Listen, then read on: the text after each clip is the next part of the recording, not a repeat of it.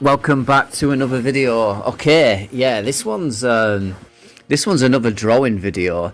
You can see obviously there. This is me on Procreate, uh, doing a portrait of my girlfriend. What I did was I used ChatGPT to try and improve my drawing. Now I kind of try and go for like a photorealistic look, and I think I definitely learned some new techniques throughout the process of this, and they were kind of given to me by ChatGPT. So all the drawing is actually me. All I'm really doing is following like a written step-by-step process which ChatGPT has given me. So essentially what I did was, I mean, I've only started using ChatGPT recently, and I decided I'd kind of test the limitations of it. So I found an Instagram account where the person did like airbrush portraits on Procreate, and I was like, wow, this is the standard I want to get to.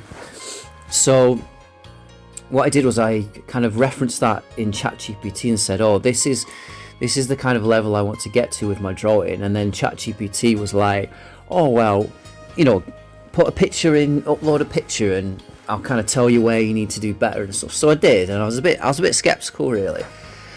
So I uploaded a picture, and it was like, oh, you're at a really good standard already. You just need to tweak this, that, the other. So what it did was, on the picture I'd already submitted, I'll see if I can maybe add some screenshots of this or something. But it kind of like just said, oh, add some noise to the picture. So I was like, oh, I didn't even know noise filter was a thing. So I added that on, and it was like, oh, you need to sharpen these edges, soften these edges. But then it also pointed out what I was doing really well, like the flicks of the hair and stuff like that. And it was also like, oh, you need a bit more like color variation. And one thing I have learned throughout following this process was that my actual, in the skin, I was just purely using like what in my head was skin tones. I wasn't using many blues, reds, stuff like that. And in reality, skin does reflect a lot of different colors if you really kind of like focus on it. You just have to kind of make sure you don't overdo it. So anyway, it gave me the feedback, and I was like, oh, hold on a minute. That made me think to myself, like, I wonder if it could ask me to give me a full step-by-step process. So what I did was I uploaded a picture of my girlfriend, and I was like, right, I want to draw this, give me a step-by-step. So it was like, right, okay, step one, draw it in pencil, use the 6B pencil. I didn't use a 6B pencil. I didn't follow it exact. I still did my own thing with a lot of these things, but it really gave me a good kind of base process to work off. So yeah, it was like draw it in pencil, and then what I kept up doing was uploading every step that I finished. So I did the pencil sketch, and I uploaded it, and it was like, oh, the angle of your eye is a little odd, you need to adjust it. So you probably would have seen that at the beginning.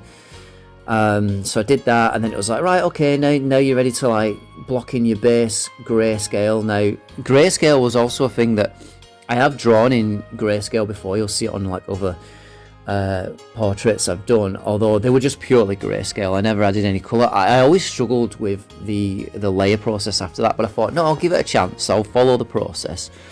So I built it up in grayscale, and then it was like, oh, do your color scaling after this. So it kind of, it only gave me like brief steps. So what I would do is go, right, okay, well, I've just completed step 2, I've grayscaled it in.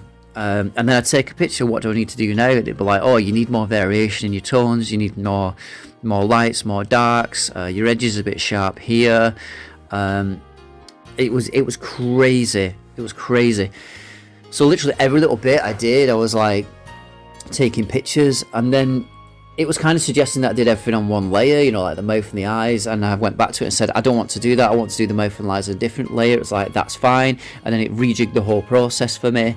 And then it just said stuff like, oh, make sure you kind of soften the edges on some of the mouth and the eyes so they look like they are part of the face and not just like a sticker stuck on, which I think in some of my earlier works it did look like. So oh, sorry, excuse me. It did kind of cover some real fundamentals there, and yeah, it was really good. It kind of tells you what you're doing right, tells you what you're doing wrong. And it just tweaks it every step of the way. It's like, oh, try adding a light to the eyes. Try doing this with the eyelashes. Oh, you need a bit more shadow on the right hand eye. Like, it would literally say, this part of the face, you need more detail. Like it's crazy how it could just like read an image. The only thing, I suppose the only criticism I would throw is it would kind of give you some suggestions, and you do them, and then as long as you tried it, it was like, yeah, okay, that's great. But then what I did find was later on, it would be like, you need to touch this up again, sort of thing. So that it's not a massive criticism. When it came to drawing the actual clothes, you can see I just kind of like put them in like painterly, like I was really focusing on just getting the face right. So it did keep coming back to me saying, oh, you need to sharpen the edges on the pull cords on the hoodie, and I was like, yeah, do I really? Like, I was really just focused on getting the face like sort of as realistic as possible. But yeah, this has probably changed my process now going forwards completely. You'll see at this bit actually, I'm kind of like playing around with the colours. It's too saturated, it's too unsaturated. I was just finding that right balance. Now what I found is using a colour overlay with like 50% opacity on the brush, and then on top of that using like a soft light, kind of got me the results I wanted.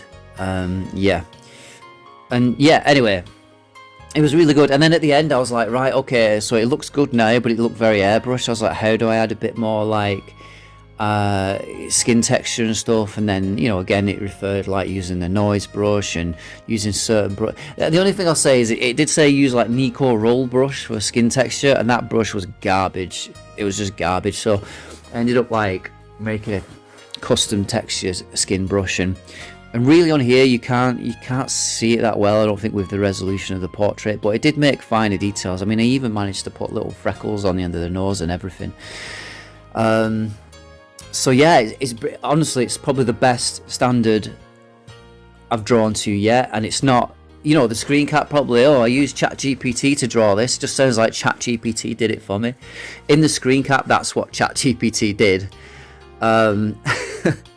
So yeah, it wasn't perfect. Mine is better. My only mild criticism was probably make the face like a millimeter shorter. It's like a little too long, and I think still some of my edges needed a bit of like refinement and stuff.